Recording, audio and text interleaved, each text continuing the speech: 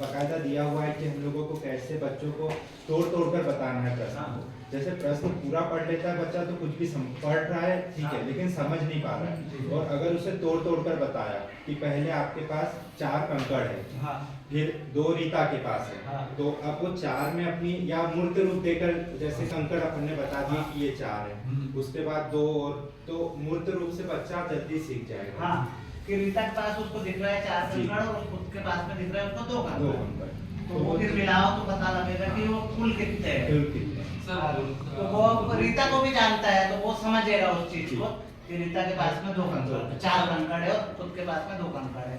उसे अपन यदि बोर्ड पर लिख रहे हैं तो उसे शब्दों में लिख दिया जाए, भाषा 4 और फिर 2 बीच में जोड़ना चिन्ह भी लगा दिए तो बच्चे को और थोड़ा सा सरल लगेगा। ये 4 को ये लिखा है। विभाज्य प्रश्न पढ़ रहे हैं तो जैसी 4 संख्या आई तो 4 बोर्ड पे लिख दी, उसके बाद 1 आया तो 1 बोर्ड पे लिख दिया। भले आप पुस्तक में समझने के लिए अंकों में भी दर्शा सकते हैं, जिससे बच्चे की समझ, मतलब उसको टुकड़ों में बताना है, एकदम से पूरा नहीं समझ पाएगा पहली दूसरी का बच्चा, लेकिन टुकड़ों में समझ पाता है।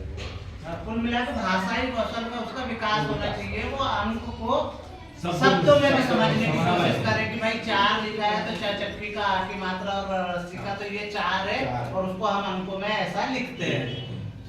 तो अंक में तो समझ जाता है लेकिन उसको भाषा में समझने में